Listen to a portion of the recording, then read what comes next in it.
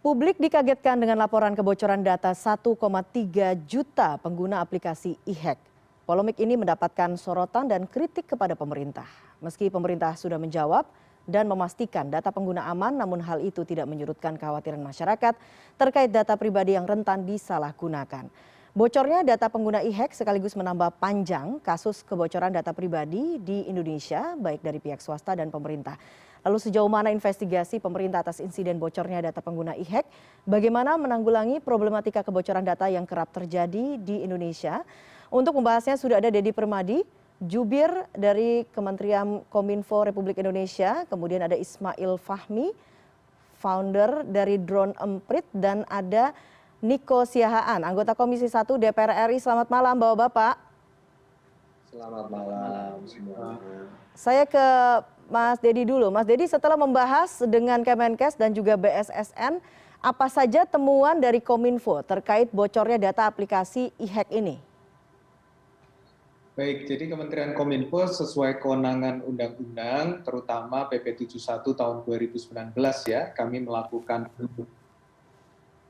jika terjadi dugaan insiden kebocoran data pribadi. Dan pada hari Senin kemarin kami sudah memanggil Kementerian Kesehatan dan bersama-sama dengan BSSN kami melakukan investigasi untuk tahap pertama, yakni meminta keterangan dari pihak pengelola atau wali data, dalam hal ini Kementerian Kesehatan. Yang ditemukan di dalam pertemuan itu adalah bahwa data e-hack yang diduga bocor adalah pada sistem e-hack yang telah tidak digunakan lagi oleh Kementerian Kesehatan. Saat ini e-hack itu sendiri sudah diintegrasikan di aplikasi Peduli Lindungi, di mana server atau pusat datanya sudah ditempatkan di PDN atau Pusat Data Nasional. Sehingga dugaan kebocoran data itu terjadi pada sistem e-hack yang lama yang sudah tidak terpakai lagi. Sedangkan untuk e-hack yang baru yang terintegrasi dengan Peduli Lindungi saat ini dalam keadaan aman dan terlindungi karena juga berada di Pusat Data Nasional di bawah Kementerian Kominfo. Migrasinya sudah selesai dilakukan dari PT Telkom ke Kominfo pada tanggal 28 Agustus kemarin, sehingga sepenuhnya seluruh data pribadi di aplikasi Peduli Lindungi, termasuk fitur e-hack, itu sekarang sudah berada di Pusat Data Nasional, bukan di Pusat Data Mitra atau vendor.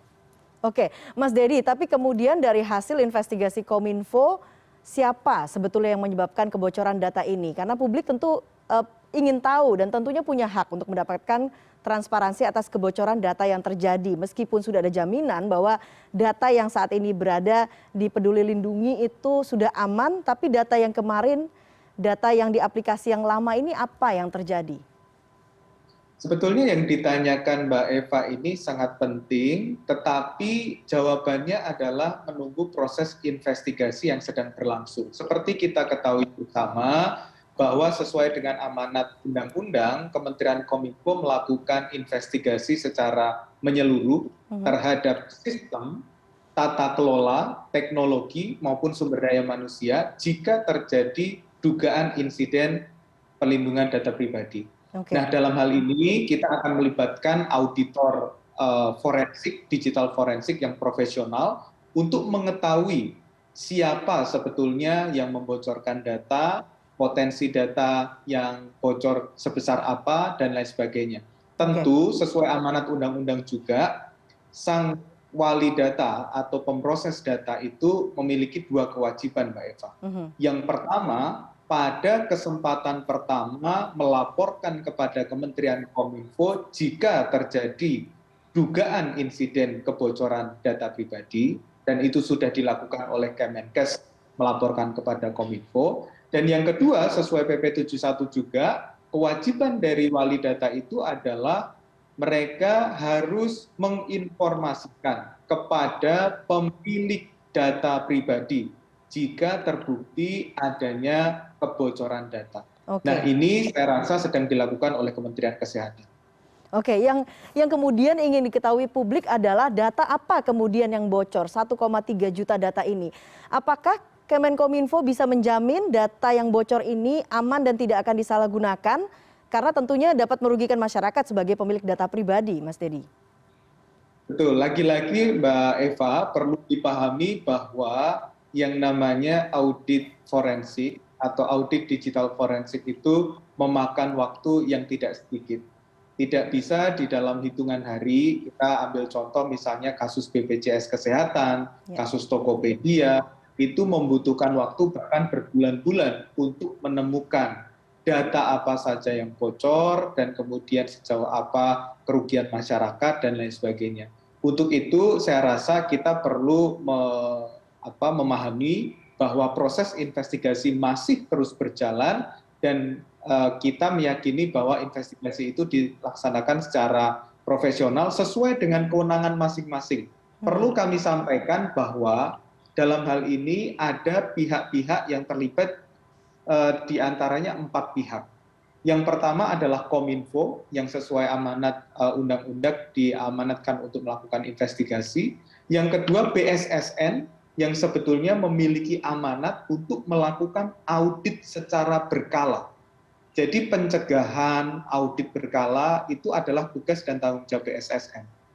Kemudian yang ketiga tentu adalah Bareskrim Mabes Polri. Kenapa itu tadi sore Kementerian Kesehatan bersama-sama Bareskrim juga melakukan konferensi pers. Karena dalam hal adanya tindak pidana, maka itu sudah masuk ke ranah kepolisian. Dan pihak terakhir, pihak keempat yang terlibat tentu saja sang wali data itu sendiri, dalam hal ini Kementerian Kesehatan, yang kewajibannya sudah saya sebutkan sebelumnya. Jadi keempat pihak ini saat ini sedang bekerja bersama. Pertemuannya tidak hanya hari Senin kemarin, tetapi kita akan terus berlanjut untuk melakukan penelusuran, investigasi, dan bahkan melibatkan pihak ketiga yang profesional untuk melakukan investigasi forensik. Oke, ada 4 pihak yang kemudian secara bersama-sama menjaga agar tidak terjadi kebocoran data publik. Tapi problem kebocoran data ini tidak terjadi 1 atau 2 kali saja. Saya sekarang ingin ke Bang Niko. Bang Niko, bagaimana kemudian evaluasi dari DPR terkait problem kebocoran data yang berkali-kali terjadi, kerap terjadi, dan yang terakhir adalah kebocoran data e-hack ini? Terima kasih. Sebenarnya kalau kita bicara peran DPR di sini adalah memastikan aturannya kita siapkan.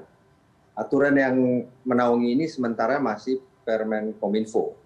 Harusnya ini sudah mulai diatur di Undang-Undang Perlindungan Data Pribadi yang masih terus kita bahas.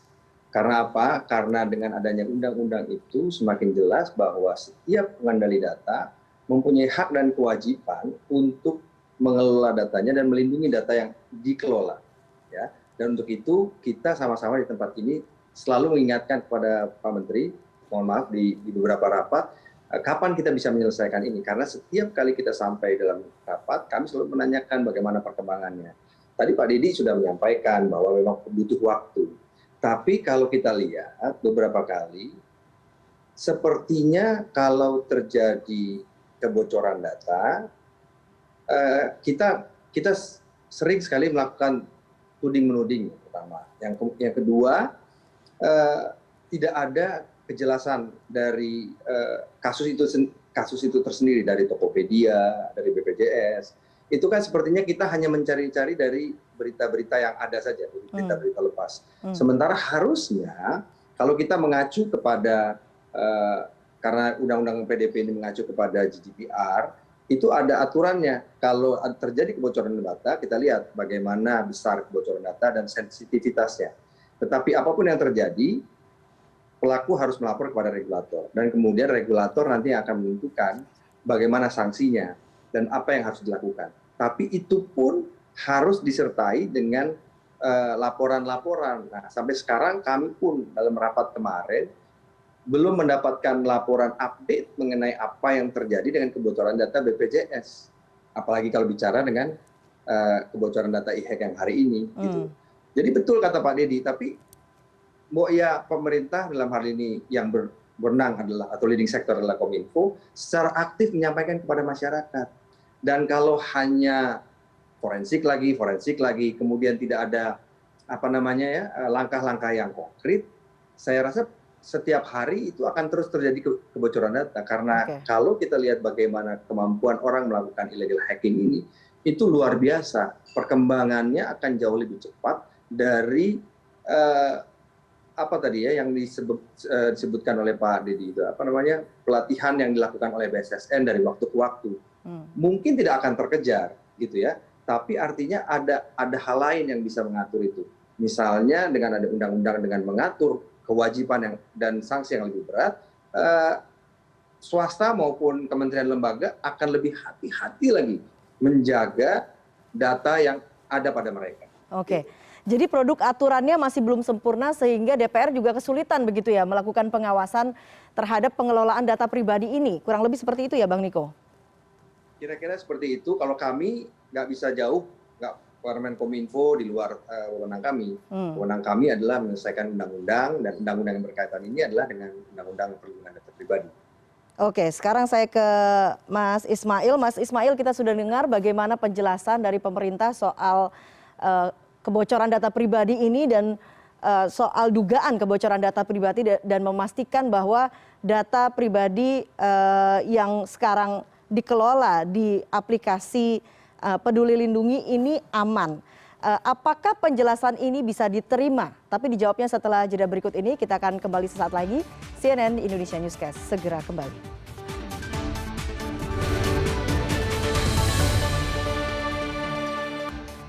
Anda kembali di CNN Indonesia Newscast. Saya ke Mas Ismail. Mas Ismail, pemerintah tadi sudah menjelaskan dan memastikan bahwa data pribadi yang diduga bocor ini aman. Apakah Anda bisa menerima penjelasan yang tadi disampaikan Mas Dedi ini sudah cukup? Ataukah masyarakat harus mengantisipasi masih ada ancaman data yang bocor yang kemudian bisa disalahgunakan? Baik, iya. Saya kira dari penjelasan yang ada dari mitra hacker itu adalah aman, masih aman katakan gitu ya, karena yang mereka hanya ngasih tahu. Dan tapi kan kita nggak tahu, karena itu ada namanya Elasticsearch, itu satu software yang kalau defaultnya itu semua bisa akses. Kalau hacker misalnya sudah pernah ambil dan mereka belum bilang, belum tahu kita kan. Jadi kita akan tunggu apakah ada kebocoran, suatu saat akan diumumkan atau tidak oleh hacker yang lain. Tapi oke, asumsi sekarang tidak bocor. Tidak bocor. Tapi dari penjelasan yang ada dari Kemenkes, kok malah saya lebih khawatir itu.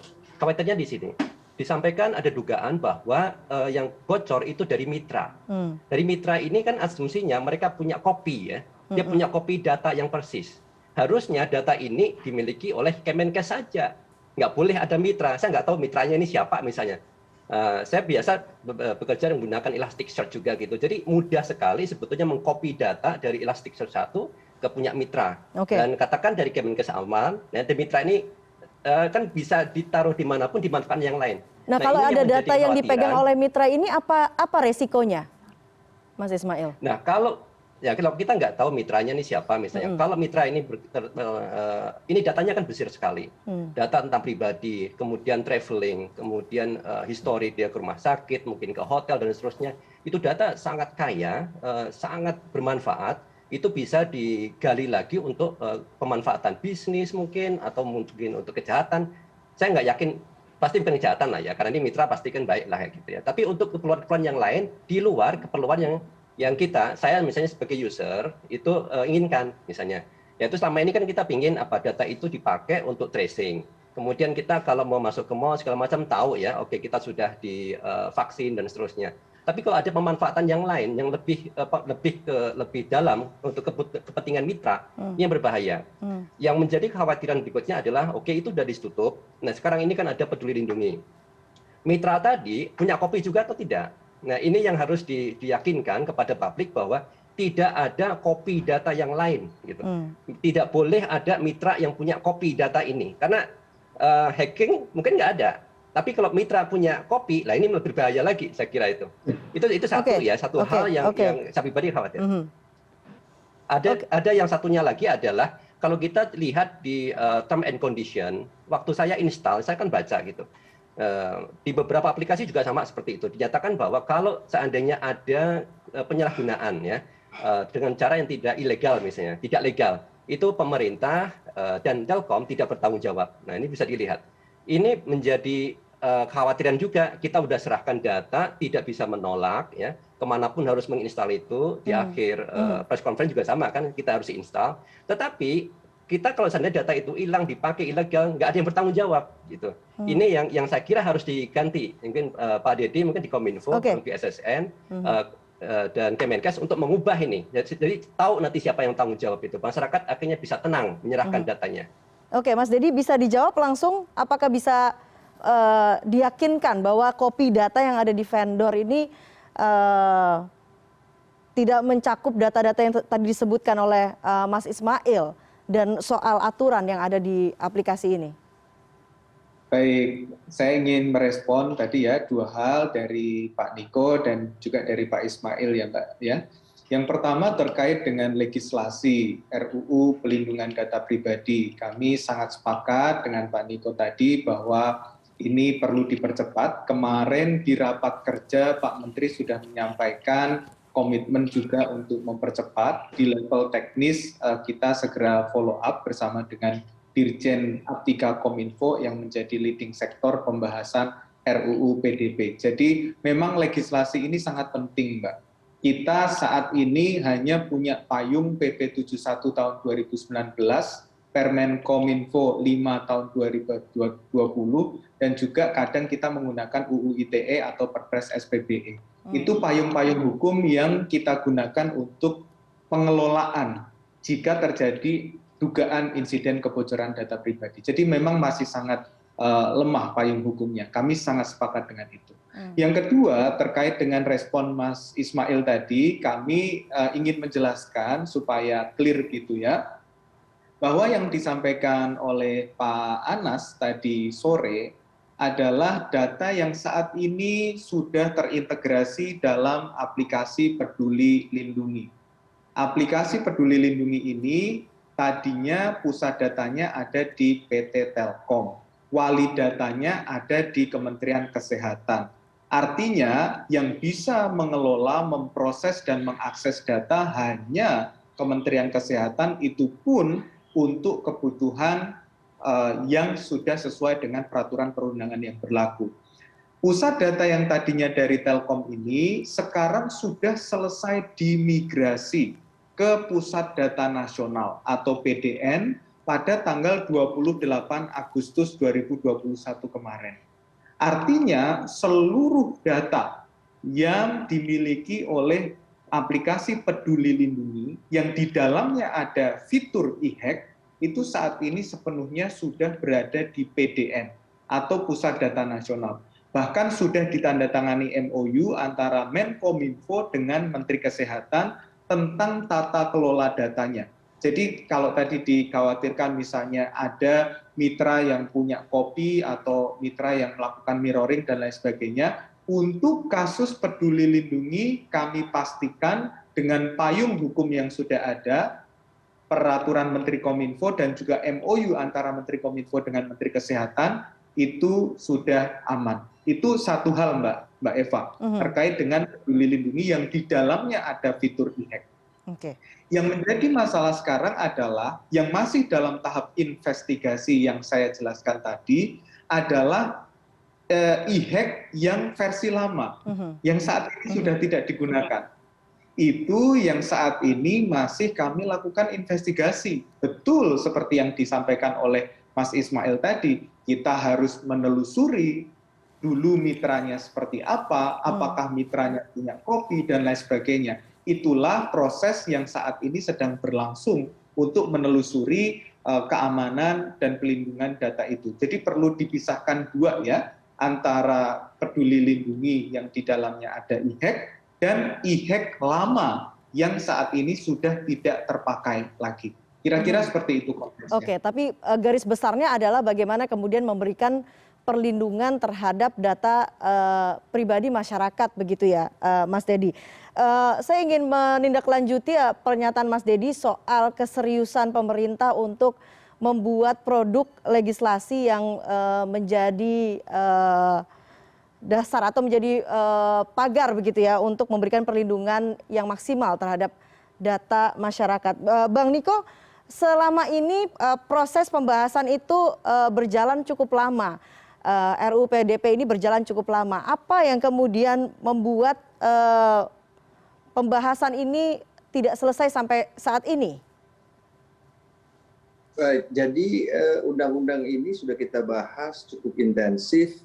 Kita sudah membahas hak dan kewajiban pengendali data, apa sanksi-sanksinya, tetapi terbentur ketika kita mau menyelesaikan pasal-pasal yang berkaitan dengan hak dan kewajiban pengelola data, nanti siapa yang akan melakukan pengawasan harus ditentukan dulu.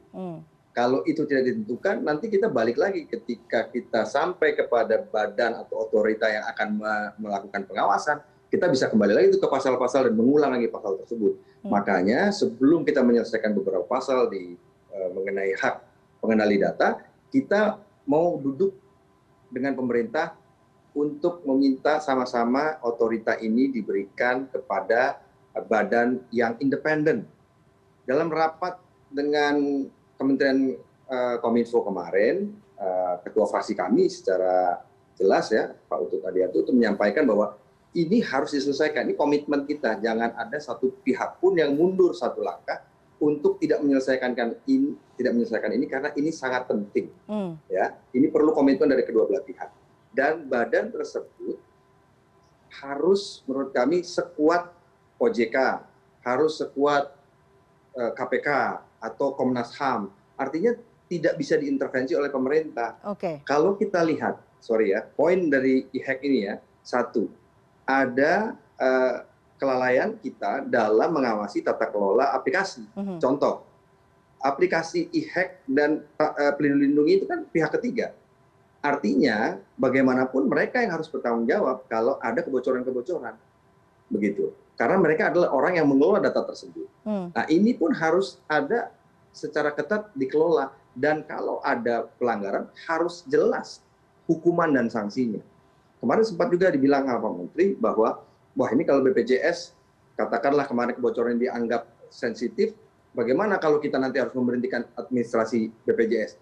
Nah, itulah contoh bahwa kalau masih dikelola di kementerian, jadi banyak pakau gitu loh. Ya kan? Gimana nanti kalau BPJS itu berhenti? Oh, nggak enak dong kalau nanti kementerian ke sana. Nah, itu ada paku. Makanya kita minta badan ini sekuat KPK, sekuat OJK, badan yang berdiri sendiri. Sehingga tidak ada intervensi langsung dari pemerintah, sehingga badan ini bisa memberikan rekomendasi yang netral. Itulah tujuannya, kami mau badan ini independen, bukan kami mau ini di luar dari Kominfo, sekali lagi begitu. Jadi itu yang makanya kalau ini sudah ketemu, harusnya akan segera selesai.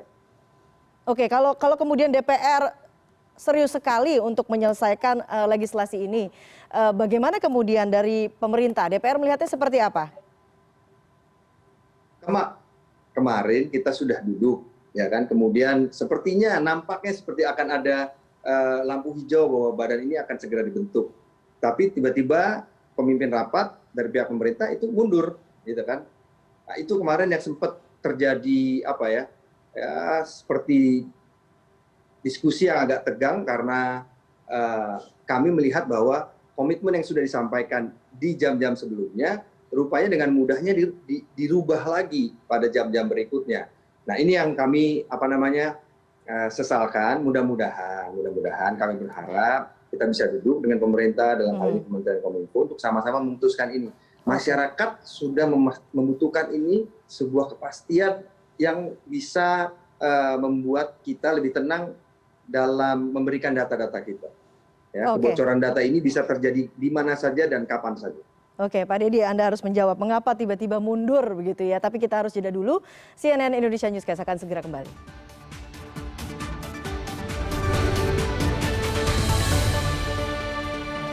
Ya, Anda kembali di CNN Indonesia Newscast.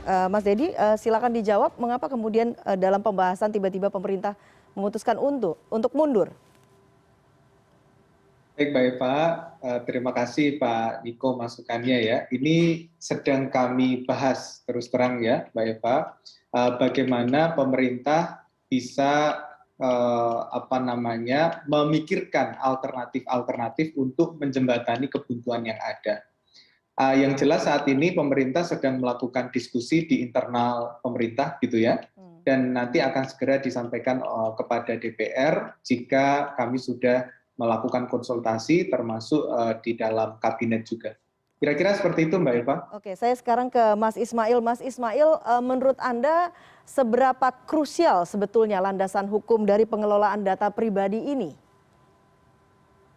Sebetulnya ini sangat penting, ini sangat penting. Sekarang kalau kita lihat seperti yang saya sampaikan tadi, usulan saya mungkin Mas Dede itu bisa disampaikan ya untuk term and condition bahwa kalau ada masalah siapa yang tanggung jawab. Di aplikasi itu dibilang bahwa tidak ada yang tanggung jawab gitu ya. Kalau ada akses ilegal, ada kerugian pemerintah dan Telkom tidak bertanggung jawab. Terus siapa yang tanggung jawab? Nah ini akhirnya kalau tidak ada yang seperti ini kan larinya kepada undang-undang harusnya. Nah kalau di Indonesia itu harusnya nanti RUU PDB ini harapan saya memang segera ini Pak Niko dan Pak Dede ini segera diselesaikan masalahnya. Saya tahu memang ada beberapa isu dan ini kan refernya ke GDPR. GDPR itu sangat bagus. Nah, contohnya ketika ada masalah kebocoran data atau mungkin data diakses oleh secara ilegal saja gitu ya, atau pemrosesan datanya tidak sesuai dengan undang-undang, itu kayak kemarin Amazon itu kena di Eropa dia kena denda sampai 500 juta, Google sampai 50 juta euro gitu dapatnya. Jadi jelas masyarakat pun di sana merasa aman ya. Kemudian juga si prosesor. Jadi kalau di GDPR itu kan ada 3 pihak, pemilik data yaitu kita ya punya data, pemilik data pribadi, kemudian controller itu kan pemerintah dalam hal ini, kemudian prosesor ya, mereka yang mengumpulkan data dan mengolahnya. Masing-masing punya tanggung jawab, masing-masing punya haknya. Dan jadi jelas juga di situ. Nah harapannya di sini karena belum ada RUU PDB yang dipakai kan UU ITE. Nah mungkin kadang-kadang tidak pas gitu ya. Nah dengan ada UU PDB ini nanti harapannya seperti ini clear, jelas. Di RUU PDB 3 pihak tadi udah jelas juga itu. Hak dan kewajibannya, tanggung jawabnya juga ada, clear ini. Dan ini masyarakat sekarang ini kalau saya rasa, kalau saya ikutin di media sosial, mereka itu udah kayak berdoa ibaratnya ini ya kepada Tuhan Yang Maha Esa dan datanya itu aman. Nah kalau dibilang sekarang tolong diamankan datanya lah, BPJS sudah bocor, yang sebelumnya Tokopedia, Bukalapak sudah bocor. Ini alhamdulillah belum bocor. Ya. Mudah-mudahan selama periode kemarin ya masih terbuka itu tidak ada hacker yang ngambil. Ya. Jadi ini kondisinya, harapannya kita masih bisa perbaiki lah ke depan dengan RUU PDB ini segera diselesaikan dan disahkan dan ditegakkan. Dan dalam waktu yang dekat nih, usulan saya, paling tidak aturan ini, Pak. Karena Peduli Lindungi akan dipakai cukup panjang, dan di mana-mana akan dipakai, dan akan mengcover begitu banyak data. Sehingga term and condition paling tidak diubah di situ. Harus ada jelas siapa yang tanggung jawab nantinya. Gitu. Karena misalnya ada kesalahan, ya, mungkin developernya, mungkin dia tidak cukup bagus mengurusi security ya, kemudian bocor. Artinya ini kan ada kesalahan. Yang tanggung jawab artinya kan clear juga di situ. Mungkin ada pemerintah atau mungkin di Telkomnya. Jadi harus ada semacam itu. Jadi dari publik pun akhirnya bisa percaya kepada Peduli Lindungi ini. Oke, tapi kemudian data ini berkali-kali bocor. Menurut Anda pemerintah sebetulnya serius atau tidak sih menangani masalah kebocoran data ini? Keseriusan itu nanti akan kita lihat ya. Kita lihat misalnya satu, ini juga dari undang-undang. Karena kita bicara hal yang clear. Ketika ada masalah itu kemudian bisa dipecahkan, siapa yang salah, kemudian konsekuensinya apa, itu undang-undang yang akan menetapkan. Ini kan belum. Jadi yang bisa dibilang ya belum kelihatan nih seriusnya dalam hal aturan ya. Mudah-mudahan segera. Tadi disampaikan Pak Dede sama Pak Riko sudah akan segera nih. Dan kemudian yang kedua paling tidak ini keseriusan ini bisa ditunjukkan dengan menunjukkan tanggung jawab. Ya. Benar-benar tanggung jawab. Oke, publik silakan gunakan, tolong gunakan, dan kami akan jaga datanya. Ya, kita akan manfaatkan benar-benar tidak ada mitra, hanya kita yang pakai. Dan kalau seandainya ada kesalahan, misalnya gini, kita akan tanggung jawab, misalnya gitu. Nah itu gentleman gitu. Saya kira. Kita bisa lihat harapannya akan seperti itu nanti pemerintah. Oke, kalau dari DPR bentuk tanggung jawab dari pemerintah ini sarannya akan seperti apa, Bang Niko? Bentuk tanggung jawab seperti apa, Mbak Eva? Terhadap perlindungan data sehingga masyarakat merasa aman begitu.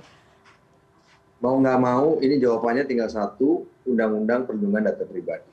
Jadi sekali lagi saya menghimbau kepada pemerintah dalam hal ini Kominfo, mari segera kita selesaikan supaya ada payung hukum yang jelas setiap kali ada kebocoran data. Jadi sanksi-sanksi seperti yang tadi disampaikan oleh yang diambil dari GDPR itu sangat sangat rigid gitu. Jadi diberlakukan kepada perusahaan-perusahaan dengan klasifikasi. Jadi nggak semua pukul rata, nggak terlalu kecil buat perusahaan besar, nggak terlalu besar untuk perusahaan kecil. Kita juga harus melindungi UMKM, karena mereka juga harus kita libatkan dalam perkembangan digital. Jangan sampai mereka masuk ke dunia digital malah jatuh karena tidak bisa mengelola atau melindungi data yang sudah mereka kelola. Itu satu. Yang kemudian sanksi-sanksi tadi juga itu sudah banyak dilakukan di negara-negara lain, dan ini berkaitan dengan biaya memang tidak mudah. Karena biaya untuk mengelola data ini juga sangat mahal. Seperti yang sudah kita ketahui, banyak sekali kementerian lembaga yang mempunyai pengelolaan data masing-masing di banyak tingkat, dari pusat sampai ke daerah, tingkat 1, tingkat 2, dan levelnya pun kita khawatir. Level pengelolaan atau pengawalan data pribadi itu juga kita khawatir sekali. Kalau memang ini masih kita bicara skop kecil ya, tapi kalau ini sudah bicara skop nasional seperti dilindungi, dan itu masuk ke bukan hanya sekedar data, dia bisa tracking saya kemana, ya. Nanti kalau data itu bergerak lagi, naik lagi fungsinya, bukan hanya bisa tracking, tapi menghitung, mengagregasi berapa kali saya masuk keluar mall misalnya kan, berapa kali saya masuk keluar restoran, kan itu kan bisa diagregasi kira-kira seperti itu. Kalau itu digunakan untuk kepentingan bisnis dan menguntungkan pihak-pihak tertentu, ada nanti penjualan data. Kan itu terjadi kalau kita tidak segera menentukan hak dan kewajiban yang diatur di Undang-Undang PDP. Jadi buat saya Undang-Undang PDP ini, buat kami di fraksi PDI Perjuangan juga, ini adalah suatu hal yang sangat kritikal dan harus segera, kalau bisa masa sidang ini sudah bisa kita selesaikan. Oke. Harapan kami. Oke, Mas Dedi, apakah harapan-harapan yang tadi disampaikan Bang Niko juga Mas Ismail itu bisa akan segera dilakukan oleh pemerintah? Insya Allah Mbak, ada 3 poin penting di sini yang perlu kita garis bawahi. Yang pertama dalam hal pengamanan data dan pelindungan data pribadi itu memang yang utama adalah tata kelolanya, termasuk legislasi yang saat ini sedang kita garap melalui RUU PDP, di mana kami tadi sudah menyampaikan komitmen pemerintah untuk bisa segera menjembatani atau mencari solusi dari kebuntuan yang ada dalam diskusi antara pemerintah dengan DPR. Itu yang pertama, soal tata kelolanya. Yang kedua, soal teknologinya, tadi sudah banyak dibahas Mas Ismail, siapapun yang menjadi pengelola data, siapapun yang menjadi wali data, pemproses data, ataupun PSE, penyelenggara sistem elektronik, secara teknologi harus secara berkala melakukan audit untuk keamanan pelindungan datanya. Kalau publik berarti BSSN yang melakukan, kalau privat artinya harus ada konsultan yang secara khusus memantau secara rutin aspek keamanan data. Dan yang terakhir adalah dari sisi SDM-nya. Baik SDM pengelola data pribadi itu di PSE publik maupun PSE privat, maupun juga SDM dari sisi masyarakat. Bagaimana literasi pelindungan data pribadi yang dimiliki masyarakat itu bisa kita tingkatkan bersama-sama. Seperti tadi Mas Ismail menyebutkan, beliau kalau mau download membaca term and conditions-nya dulu. Itu salah satu langkah kecil bagaimana literasi pelindungan data pribadi itu sangat penting. Kalau seandainya kita ragu-ragu untuk mendownload sebuah aplikasi karena terms and conditions-nya tidak jelas, maka kita sebetulnya punya hak untuk tidak mendownload itu atau menolak, tidak hanya sekedar agree, tetapi kita bisa memilih opsi yang lain. Jadi dari sisi tata kelola, teknologi, dan sumber daya manusia itu yang sedang didorong bersama-sama oleh pemerintah bersama dengan mitra. Oke, dan terakhir menutup diskusi ini Mas Ismail, saat ini sambil kita tentunya menunggu bagaimana finalisasi dari produk legislasi untuk menjaga keamanan data masyarakat, saat ini masyarakat khawatir. Anda tadi mengatakan bahkan sempat juga timbul istilah masyarakat berdoa supaya data tidak bocor. Apa yang kemudian publik bisa lakukan meanwhile kita menunggu produk legislasi ini akhirnya difinalisasi oleh pemerintah dan juga parlemen? Oke, sekarang terkait peduli lindungi dulu lah yang paling dekat ini ya. Tadi betul Pak Dedi, Mas Dedi, ketika saya install, saya tuh nggak ada pilihan. Karena saya mau masuk ke mall harus pakai itu gitu. ada di term and condition, saya nggak setuju sebetulnya, ini nggak jelas siapa yang tanggung jawab. Saya nggak mau saya harus oke gitu. Jadi saya install, habis itu uninstall lagi. Tapi begitu banyak publik seluruh Indonesia, mereka membaca itu tapi nggak ada pilihan. Nah, dalam waktu yang pendek ini, harapan saya, usulan saya mewakili mungkin mereka yang sudah membaca term and condition, tolong itu diperbaiki term and condition. Jadi ada yang bertanggung jawab, minimal itu saja.